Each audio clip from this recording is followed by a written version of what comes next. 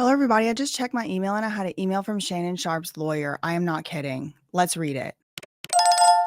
So the other day, Shannon Sharpe had a public press conference, but it was kind of like quasi public, quasi private. By the time I found out about it, you had to sign up. You had to sign up and give your email, and then they would email you a call number so you could call in and listen to the press conference. I missed the time period. I was too late for it. By the time I found out about it, it had already been over, but I still signed up for the emails. So maybe that's how I got this email. I am going to put a picture of it up here on the screen. I have not read it. It just says statement from Shannon Sharpe legal counsel, and it was sent 50 minutes ago. Now it's from oneworldassociates.com and it's signed by someone named Mitchell Schuster, litigation counsel to Shannon Sharpe. Now this is interesting because I did not know his name was Mitchell Schuster. I thought that his name was Lanny Davis or whatever. And that's the guy that's been going out on the news. So I don't even know what this even is. Who is One World Associates? But I want to read it to y'all because I did get it.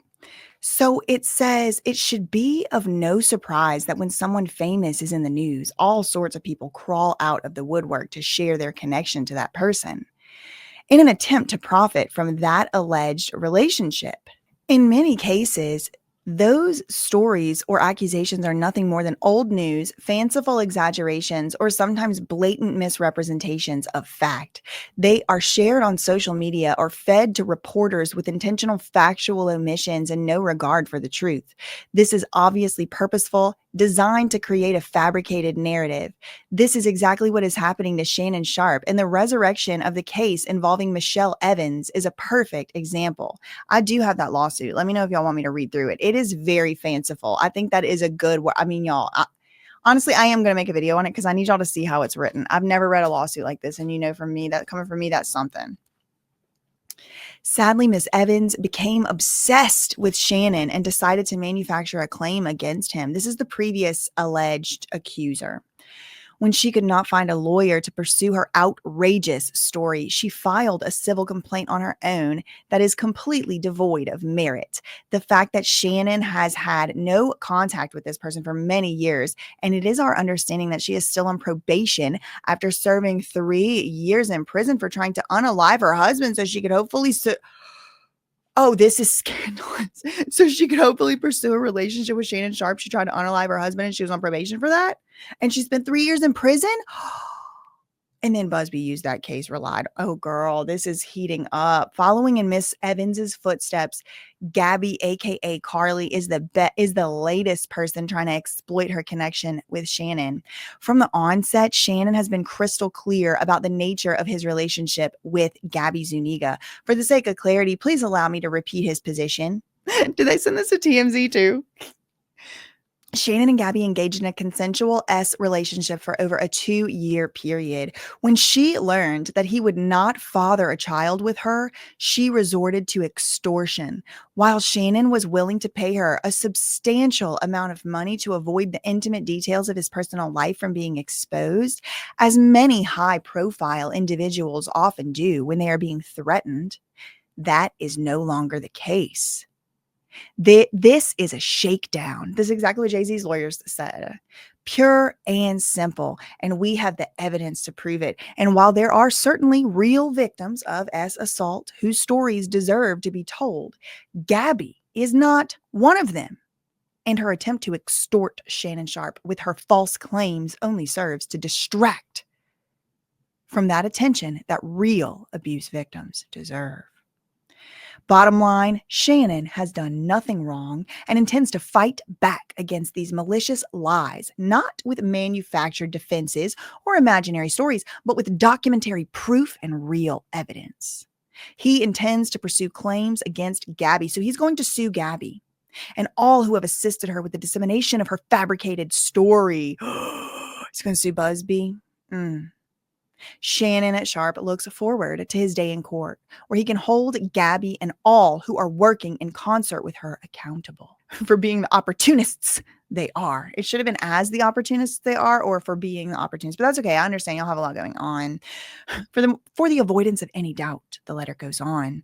Shannon Sharpe was not terminated by ESPN. They said they want to set the record straight. He was not terminated. No, he's not. But he has elected to step away. He elected to step away for a temporary period of time from his duties, so he can focus on his family and the frivolous claim filed against him. ESPN agreed with this decision, and Shannon plans to return to his role at ESPN for the NFL season. Mitchell Schuster. Okay, y'all, this is being sent from Emma Brodsky at One World Associates. I don't remember exactly what the name of the person was who I signed up for these email alerts from, but I just showed y'all who I got the email from. I showed y'all who signed it, Mitchell Schuster. And it does sound like something Shannon Sharpe's team would say. So I wanted to let y'all know as soon as I possibly could what was sent to me. Now, I did have occasion to glance at a live streaming Shannon Sharpe last night, and it was like the NFL draft, the first round. I got to be honest, he did seem a little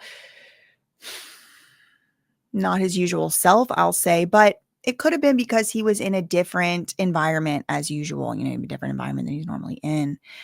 This is looking very interesting. If you did not catch my video from yesterday, I found some interesting connections between Shannon Sharpe and Andrew Tate, namely that both of their accusers have some type of social media connections with this Creators Inc., the CI Swimwear, the Creators Inc. Both accusers are represented by the same attorney. And then there was some previous behaviors by one of the other accusers, Bree Stern, the one who's accusing Andrew Tate, also represented by the same attorney, Attorney Busby. There's some things in her background and her backstory that have happened in the past that I just found to be quite interesting and, I have some questions. So make sure y'all go and watch those videos if you haven't seen them already and get your merch. We are selling out fast at ThatSurpriseWitness.com. I do have a video. I had a video recapping the Diddy trial today. I have 2 more videos coming today. One on Luigi Mangione. He had his arraignment today. I'll have a video coming soon on that. And Harvey Weinstein, this is his 3rd day of trial, his retrial in New York. So I have a video on that coming as well. So make sure you have your bell on and you're coming check in repeatedly. That's all I really have for this one. In the meantime, facts ain't defamation, and neither are opinions. Love you, mean it. Okay, bye. Welcome into my world. You're playing my game. Thought that you could come up and they're fitting off of my knee. Talking out the side of your neck like you're insane. Cortisol levels to the roof. Inflame. Kids these days so shameless. Selling out real friends for a paycheck. Mama didn't teach them no home training. Wanna be me so bad, but they failing. Step to the plate though. I'll take a challenger. I ain't scared of no low life scavenger. I should warn you though, if you haven't heard, I ain't no Colleen ukulele ballager. Shots been fired. Run and tell that. Say it to my face though. Now behind my back. Won't be long till you share it in the group chat. And when I call you up, you're gonna backtrack. And you should've kept my name out your mouth. That's though how it all turned out.